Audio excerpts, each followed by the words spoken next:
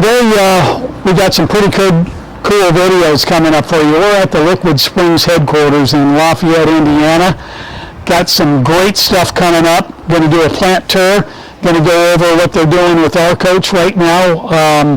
We're having the four-corner system installed, as well as I'm going to do a plant tour and get some in-depth review on the four-corner 5-link LiquidSpring suspension system for the F53 chassis. So look forward to those videos coming. And again, thank you for watching and safe travel.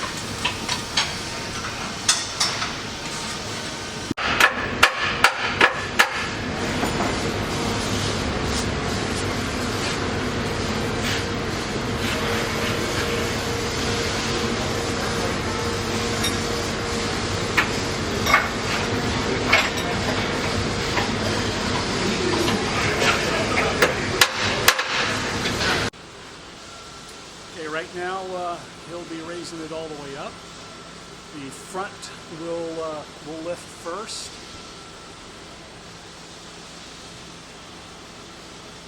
And now you'll see the rear starting to raise.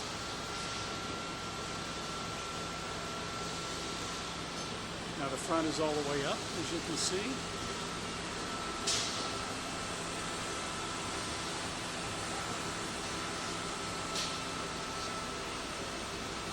The rear is completely going up.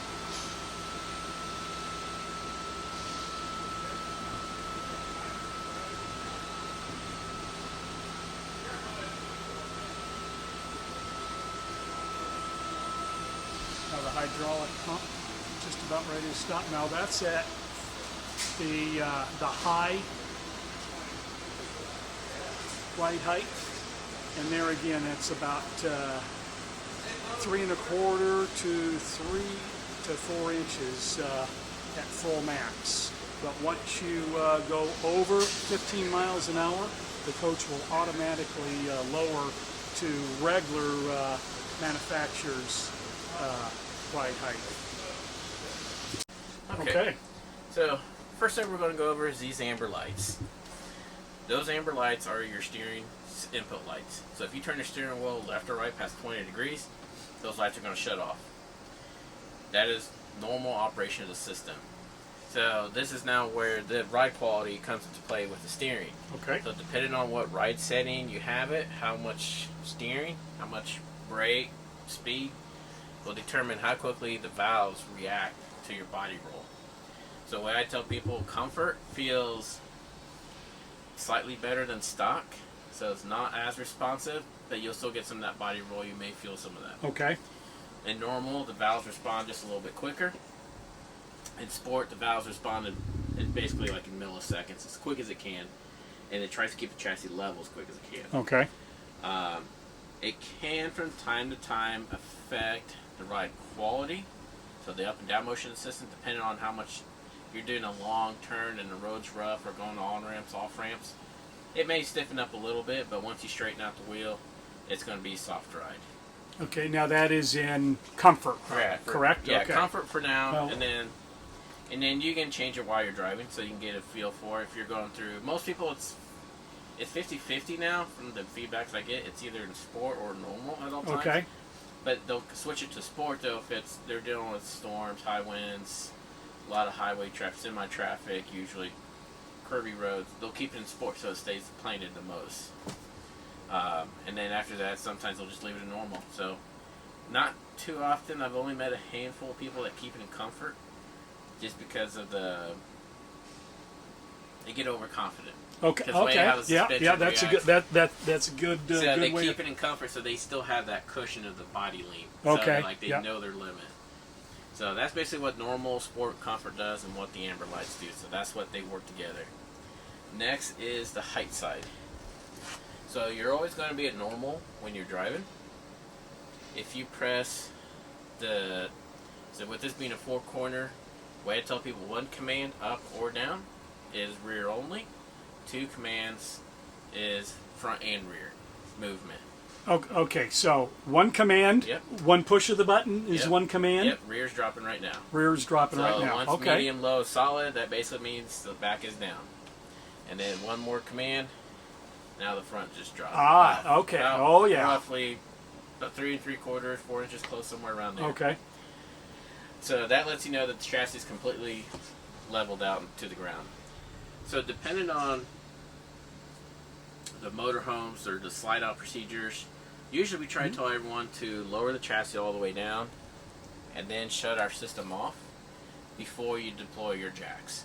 Because you want to make sure our system is shut off at all time when the jacks and the slide outs are out, because if not, our system is going to counter what that's doing. Okay. So it's not going to hurt the system, but then you'll just be fighting the constant adjustment. Sure. So question with that. Now, when you go all the way to the lowest setting, which is low, is it on the bump stops at that? Yes. Okay. It's on the bump stops. It is on the bump stops. Great. Yeah, and then we'll do a little show you outside, like low Okay, and then yep. max high, so you can see how much travel and Great. the gaps are. So, and then same thing, you just do the opposite when you're ready to leave. Turn the system back on. And then it's always, to get back to normal, it's always one command. One no command. matter what height you're at. If Fantastic. you're at high height or low, medium, it's always one command to get the chassis back to normal ride height. And then same thing, we'll raise it up to high so you can kind of see, you know, same thing. One command moves the rear, and two commands will raise the front up even more. But this basically light lets you know that it's transitioning. So it means it's still moving. It's like it has not achieved high height or normal height yet. So it's telling you when it's blinking, like right now, well, it just achieved normal. Yep. So then you have a solid green. So if I do the top, that solid light always means the commanded height. That's the height you're Got trying it. to go to. This light's telling you where the chassis is basically sitting at right now. Okay.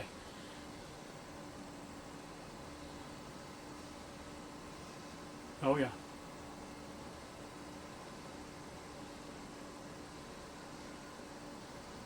And you actually notice just a little bit the steering wheel moves when Yes. you move it to high Yes. height. Yep. Yep. So now that you're at max height. So that basically is what the interface does, what normal, low, stuff like that. Okay. You can raise or lower the chassis as long as you're below 15 miles an hour. You can raise or lower the chassis if you need to. And surprisingly, a lot of people use that feature coming into steep entryways, gas stations, driveways. They'll raise usually just the back of the motorhome. So those, you know, as long as they drop below 15, they'll command the up arrow, and they'll raise the back of the motorhome so they don't bottom out or, you know, drag the trailer or whatever they're dragging behind. They Okay. don't risk bottoming up.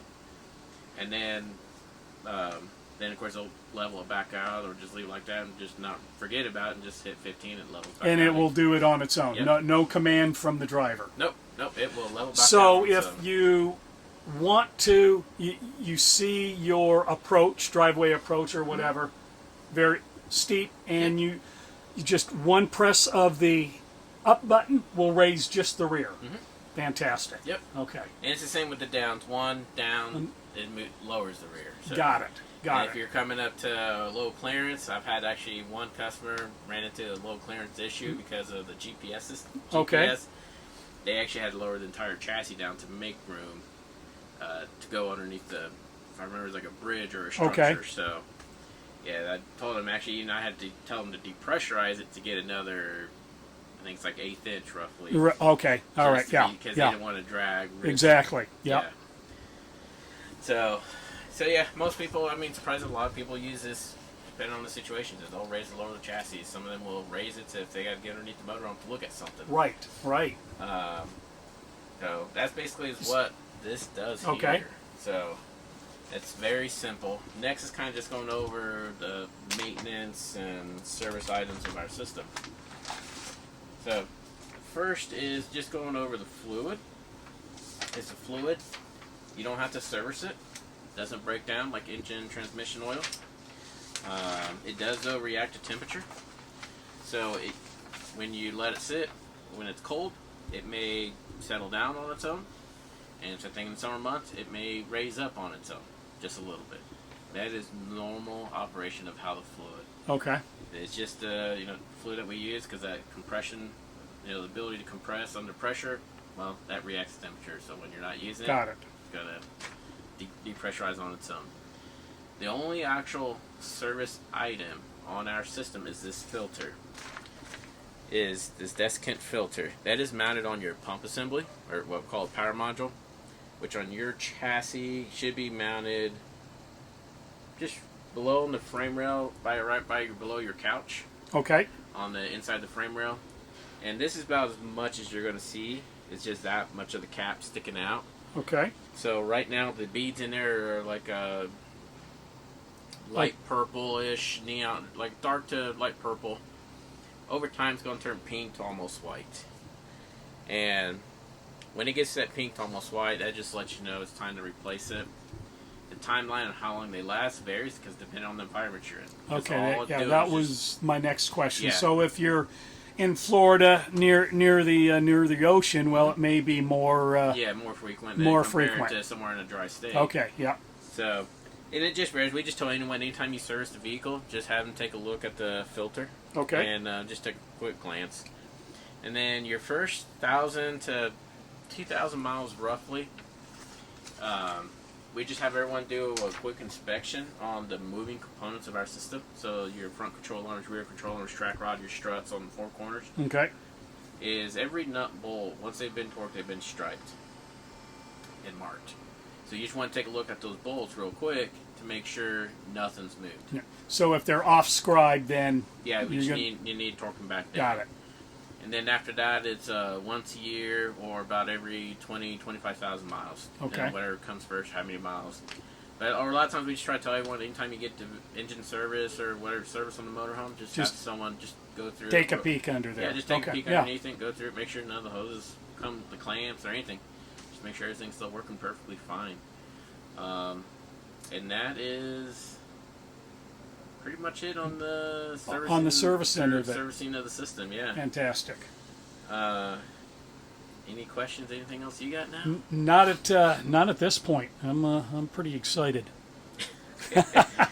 Yes, if the weather was better, we'd go out and take Right, it. But I know you did it pre-fried with the installers. Yeah, but, I call it like a calibration test drive. Yeah, is that's kind of what what it they were is. looking at, you know, and very, very informative. Yeah. You know, as they were doing what they were doing and making fine adjustments. It was interesting. So that pretty much goes over everything.